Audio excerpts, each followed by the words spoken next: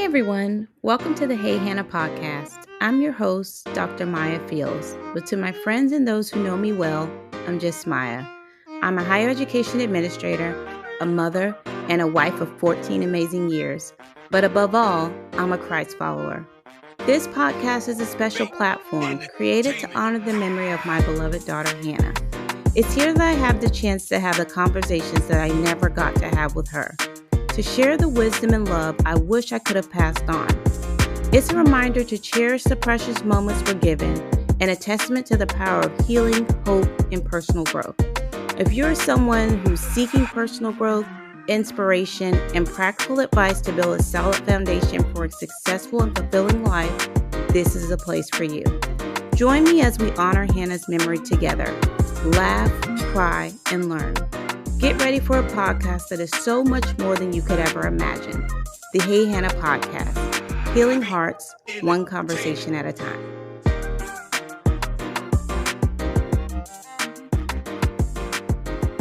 Hey everyone, welcome back to another episode of the Hey Hannah podcast. You know, as the holidays are quickly approaching, it's simply a time for connection, but for many of us, this can also bring on nerves about meeting new people, making conversation, like what do I say?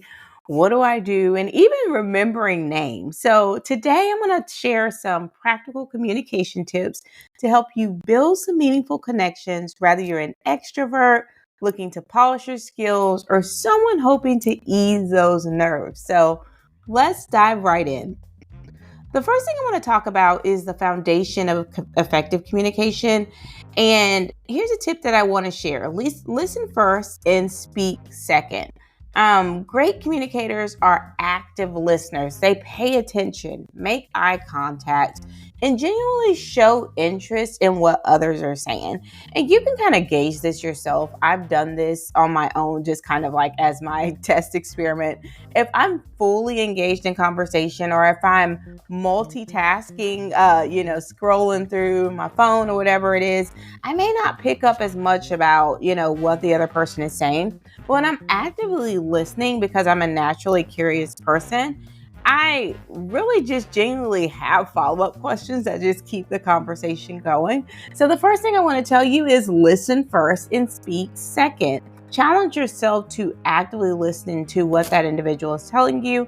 Again, make eye contact, and that genuine interest will definitely just show up. And one of the tips I'll give you is the LAF technique, which is listen, acknowledge, and follow up. Sometimes this can be the tip where you may have heard when someone says something to you, what you follow up with is, what I heard you say is, and then, repeat that again just to kind of make sure that you've heard it.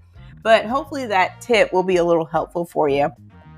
The next thing I want to tell you about is that, go through some confidence boosters. Acknowledge that nervousness is absolutely natural and it's also manageable. So if you are a little nervous, don't feel shy about it or that that's anything that's just completely abnormal. But practice a deep breathing technique before entering social situations. Try box breathing, which is inhale for 4 counts, hold for 4 counts, exhale for 4 counts, and then hold again. Sometimes this is just all you need. It's just that little bit of pause to give you that confidence you need to really go in and make those genuine connections. I would also say that there's nothing wrong with preparation. Preparation equals confidence. And I know sometimes that can kind of come off as, I don't want to prepare. I don't want to seem remote or robotic, but there's nothing wrong with that. We all are absolutely good at different things. Some of us are just naturally connectors, great communicators, and easily forming those relationships, where some of us may be skilled in other areas, and that may not be something that comes natural to us. First, let's just say that's absolutely fine. And it's nothing wrong with preparing if you feel like you are on the latter end. So before events, brainstorm a few topics that you enjoy discussing or asking about. Maybe it's recent movies. There's a ton of movies that come out around the holidays. So maybe those, maybe some shared interest or even holiday tradition. It's really fun to find out, what other people do during the holidays that are their traditions, and maybe you'll find some cool things just to incorporate on your own. Some of my go-tos when I think about things that are just pretty safe, common topics that I like to discuss, or what are some things that you like to cook? Who does the cooking in your family? What are some of your favorite recipes? What are some of the meals that you enjoy the most? So just think about a few for yourself. Put a few of those topics in your back pocket, and you'll find that preparation, if you're someone that is a little bit more nervous about new social settings, that'll help you feel a little bit more confident because you know that you have some fallback items to go to when you think about things to discuss. Now, I want to give some tips for extroverts as well as introverts. So, for extroverts, you already love connecting, but sometimes less is more.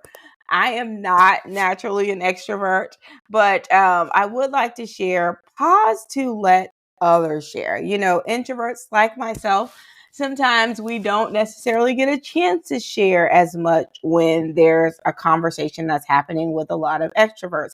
And so it's not that people who are naturally introverted don't want to talk. Sometimes there's just not that opportunity. So if you are an extroverted individual, I would encourage you to be mindful to make sure that you're inserting those pauses so others feel like they have an opportunity to share. Ask those open-ended questions, then allow the other person space to answer. So, for example, you could say, "What's been the highlight of your year so far?" That's a pretty good question for anyone. They've definitely had a highlight at some point during the year, but give them some time to answer, and you'll find that you'll learn a lot more about the other individuals in the room. Also, I would encourage you to adapt to the energy in the room. Match your tone and energy level to make others feel comfortable. So if you know that you are a naturally bubbly, on 10 excitement type person, but your room is more of a level 5, maybe you want to scale it back a little bit to a 7 so everyone is feeling comfortable in that environment. So this is a great exercise in emotional intelligence where you are reading the energy level of the room and then adjusting accordingly. Not saying being a watered down version of yourself, but again, it's an exercise in emotional intelligence. So not only are you having a great time at the event, but others are comfortable to open up to be themselves as well. Now, some conversation starters just to keep the conversation flowing. I want to recommend a few of those to you. The first thing I would say, some simple and universal starters are, how do you know the host? Wherever the event you're at, whether it's a school function, you can say, how are you connected to the school? Does your child go here? Or if you're at someone's home, how do you know the host? It's always interesting to figure out how these social circles have been interconnected between the host and the individuals that are there. So that's a pretty good open-ended question that you can ask that can keep things going. Another one, what's your favorite holiday tradition? Again, it's fun to hear about how other people celebrate the holidays, and you can pick up some of these tips for yourself. So this is another good, simple, universal conversation starter that typically works well. A third one I would say is, have you traveled anywhere recently? Whether it's they traveled to the next time over or they're planning to travel to Antarctica, it'd be cool to hear about some new vacation spots or some new fun places to adventure to. And you can have a good conversation talking about those things. Now, some go to questions to keep the conversation going. A few of those, I'll just recommend just two or three of those, just kind of help you put those in your back pocket. The first one I'll say is, that sounds interesting. What made you get into it? So, if you're talking about some different hobbies, maybe they're telling you about how they like pickleball or crocheting or fiberglass blowing, whatever it is. Ask them about how they got into it. You'd be surprised how some people actually get involved in different activities. And not only are you learning about the activity, you're learning a little bit more about the individual. Another one question that you can ask just to really keep the conversation going is, tell me more about that. I know you probably heard this one before, but this is genuinely a good one to throw out because a lot of times when people are sharing information, they don't necessarily know, like, okay, how much are they actually interested in hearing about this? So sometimes people will just share like a very high level version of the activity. But if you're genuinely interested, tell me more about that. It's good to find out just a little bit more about what it is that interests the people that you're having a chance to chat with. The last go to question I'll give you, just again to keep in your back pocket to keep that conversation going, is what do you enjoy most about whatever topic it is? So that can be cooking, rollerblading, snow skiing, whatever it is. But ask, what do you enjoy most about that? Again, it's just a way to keep that conversation going and you're able to learn more about the individuals that you're connecting with. Now, another thing that typically happens as you're going to these social events is you're going to meet a ton of people. And if you're like me, sometimes it's really hard to remember names. Not that the people I'm meeting are not absolutely amazing and interesting, because they absolutely are, but sometimes it's just really hard to remember everyone's name. So I'll give you a couple tricks that have worked for me. The first one is repeat it. When someone introduces themselves, repeat their name. Nice to meet you, Mary. Nice to meet you, Sarah. This is a good way to go ahead and start trying to commit their name to memory. The second thing I'll say is associate it. I use this trick all the time. You want to create a mental link, like rhyming or associating it to someone you know. So maybe you'd say, Sarah loves to sing. I typically connect it to something like I met someone named Stephanie, and I said, "Oh, Stephanie, like from Real Housewives." And it just made me remember because I made that mental link. The third one I'll say is write it down. Now, if you can, write it down. Don't walk around with a notepad and writing people's names. But if you can, if it's appropriate, write it down in your phone notes right after meeting them. That way it'll kind of help you remember those names. Remembering names is definitely one of those things that's like A1 to help you develop relationships a little bit further. Now, when you're thinking about, okay, I'm at this social event, how do I make myself interesting? One tip I would give you is to naturally be curious, show interest in others, and that makes you just inherently interesting. A lot of times people are so caught up in talking about themselves that they don't realize how awesome it is for other people to show a genuine interest in what they're doing. So showing interest in others just makes you naturally interesting as well. Share your passions. Talk about what excites you, but in moderation. Obviously, you don't want to dominate the conversation with all the things that are exciting to you only. But talk about what excites you. Maybe you have a passion for sustainability or you have a passion for photography, whatever it is. But share some of those things that are really just showing a blossoming piece of your personality. The third thing I would say is stay informed. If you are around me for any period of time, one of my go-to things, because it's naturally true, is I'll say, I read somewhere, I read in a book, I read an article one time, because I read a lot. And so a lot of times the conversation is connected to something that I've read at some point. So stay informed. Read up on current events, trending topics, or fun facts to sprinkle into conversation.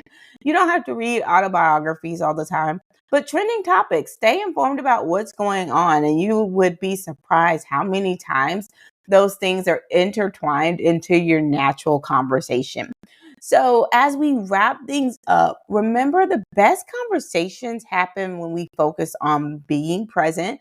We all can practice doing that, being curious and being authentically you. So, I want to offer you some encouragement again as we are quickly approaching the holiday season. It's not about saying the perfect thing, it's about showing up with an open heart and willingness to connect. So, there's a few resources that I'll throw out to you. Can never leave without the resources. There is a book called Never Eat Alone, and that may be a good one to read if you feel like you want to just get a few more tips on how to master these social interactions. And another one, which is An oldie but goodie, How to Win Friends and Influence People. Another one you can grab and pick up some tips from there. There's a few other apps that I want to recommend, Calm or Headspace, for managing just any type of social anxiety if you feel like this is more of where you are with things. And sometimes either one of those apps can be very helpful in helping you to be calm so you can genuinely show up as the best version of yourself. So let me know how these tips work for you. Share your communication wins or struggles with me on social media. As I mentioned, we are on all of the platforms: Facebook, LinkedIn, Pinterest, Instagram. We're on all the places. Let me know how these tips work for you. And if you've enjoyed this episode, don't forget to leave a review on Apple Podcasts. It really helps us to grow and to continue to bring you valuable content.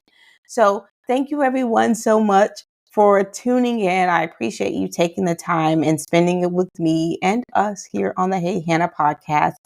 Keep connecting and keep shining. Until next time, everybody, take care. And that's it. I'm out of here.